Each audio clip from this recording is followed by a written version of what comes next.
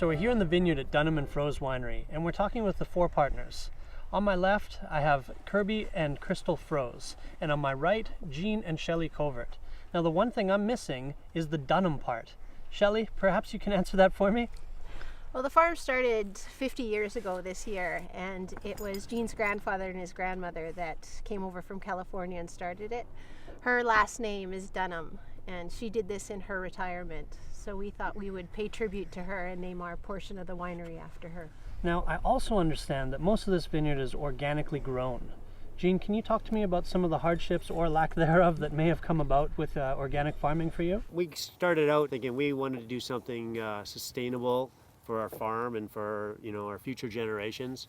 Spent a lot of time before making the transition thinking about it, like probably 10 years. And so when we started doing it, we practiced on one field incrementally and figured out enough that by the next year we said, okay, we're going to do the whole place. And so now we have 150 acres under organic cultivation. So Crystal, when these organic grapes arrive at the winery, do you find you have to treat them any differently than conventionally farmed grapes? In the cellar, we've always practiced minimal intervention. We don't fine and we do minimal filtration with our reds. So the practices in the winery have always been the same. It's just now that we're actually really lucky enough to have the organic grapes to go along with what we've already been doing. So really our organic methods that we've applied in the winery are now just complemented really by having the benefit of the organic grapes from the property. Have you been planting new vines lately? Yes, we have 15 acres of new vines in the ground. Just behind us here we have about 7 acres of primarily Bordeaux Reds and a couple of Rhone Whites, Roussanne and Viognier. And what we have in front of us here? So this is our 2007 Amicia Red, the 5 Bordeaux Reds. Shall we try this one?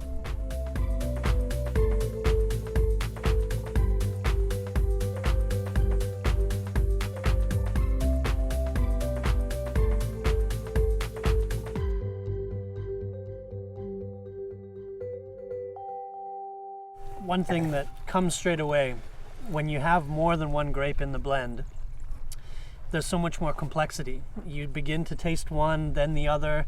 I can't say that it's the Merlot and then the Cabernet Sauvignon perhaps, but that level of complexity and intensity from the different varietals hitting your palate sure is a pleasure and a real treat. You've done a great job here. Cheers to you all. Cheers. Cheers.